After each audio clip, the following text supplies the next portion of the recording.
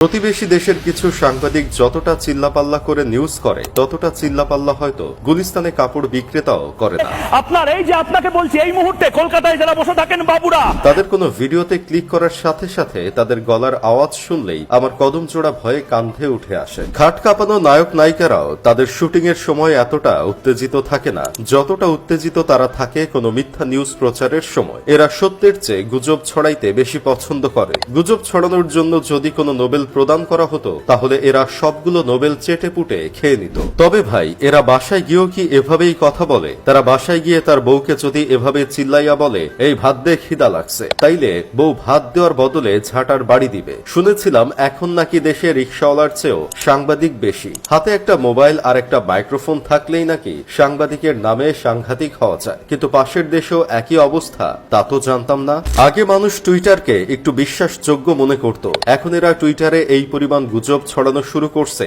যে এখন এটার থেকেও মানুষের আস্থা উঠে গেছে। আগে রাস্তায় কিছু মানুষকে চিল্লাইয়া মলম বিক্রি করতে দেখতাম, আর এখন প্রতিবেশী দেশের কিছু সাংবাদিক নামক সাংঘাতিক ভাইদের দেখি চিল্লাইয়া গুজব বিক্রি করতে। মলম বিক্রেতাগুলোই কি কোনোভাবে সাংবাদিক হয়ে গেছে ওপার বাংলায়? আওয়ামী লীগের এমপি থাকায় ক্রিকেটার মাশরাফির বাড়িতে ভাঙচুর করে আগুন দিয়েছিল কিছু মানুষ, আর সেটা পাশের দেশের কিউট প্রজাতির কিছু সাংবাদিক প্রচার করেছে লিটন দাসের বাসায় আগুন দেওয়া হয়েছে, তিনি হিন্দু ধর্মের অনুসারী বলে। তারপর লিটন দাস তার ফেসবুক পেজে পোস্ট করে মানুষকে সত্যতা জানিয়েছেন। আসলে তিনি ভালো আছেন, তার বাসায় আগুন লাগেনি, যদিও কারো বাড়িতেই এভাবে আগুন দেওয়া কাম্য নয়। একটা রেস্টুরেন্টে ভাঙচুর করার ঘটনাকে তারা প্রচার করছে মন্দিরে আগুন দেওয়া হয়েছে। রেস্টুরেন্টটা দেখতে কিছুটা মন্দিরের মতো, তাই বলে কি সত্যতা যাচাই না করে গুজব ছড়িয়ে দিবি? এক ড্রাগ অ্যাডিক্টেড মহিলাকে তার স্বামী গাড়িতে করে রিহ্যাব সেন্টারে নিয়ে যাচ্ছিল, সেটার ভিডিও নিয়ে তারা ছড়িয়ে দিয়েছে যে একজন হিন্দু মেয়েকে মুসলিম ছেলেরা তুলে নিয়ে গিয়েছে, সেনাবাহিনীরা ডাকাত পেটাচ্ছিল,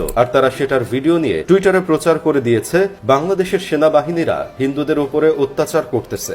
মজু চৌধুরী হাটে 11 জুলাইয়ে পুড়ে যাওয়া দোকানগুলোর ছবি এখন পোস্ট করে বলা হচ্ছে হিন্দুদের দোকান পোড়ানো হয়েছে। ভারতে ঘটে যাওয়া রেপের কাহিনী পর্যন্ত বাংলাদেশের বলে প্রচার করা শুরু করে দিয়েছে তারা। ভাই, একবার চিন্তা করে দেখেন মানুষের ব্রেন ঠিক কোথায় থাকলে এই ধরনের কাজ করতে পারে। একজন মলম বিক্রেতাও তো মানুষকে এভাবে ধোকা দেয় না যতটা ধোকা দিয়ে যাচ্ছে মানুষকে এই ধরনের সাংবাদিক নামক সাংঘাতিক ভাইয়েরা। মৌলভী বাজারে এলাকার মেয়রকে পুকুরে নামিয়ে মানুষ তার দিকে ঢিল ছুটতেছিল, আর তারা সেটাকে প্রচার করেছে দেখুন কিভাবে বাংলাদেশের হিন্দুদের ঢিল ছুড়ে মারা হচ্ছে, প্লিজ সেভ বাংলাদেশ হিন্দু। ভাই, ছাগলের 3 নাম্বার বাচ্চার মতো এমন গুজব না ছড়িয়ে ভালো নিউজ প্রচার কর। আর যদি এসব না করতে পারোস তাহলে বাসায় গিয়ে কাপল ভিডিও বানিয়ে রুটি রুজির ব্যবস্থা কর, তাহলেও ভালো হবে। আর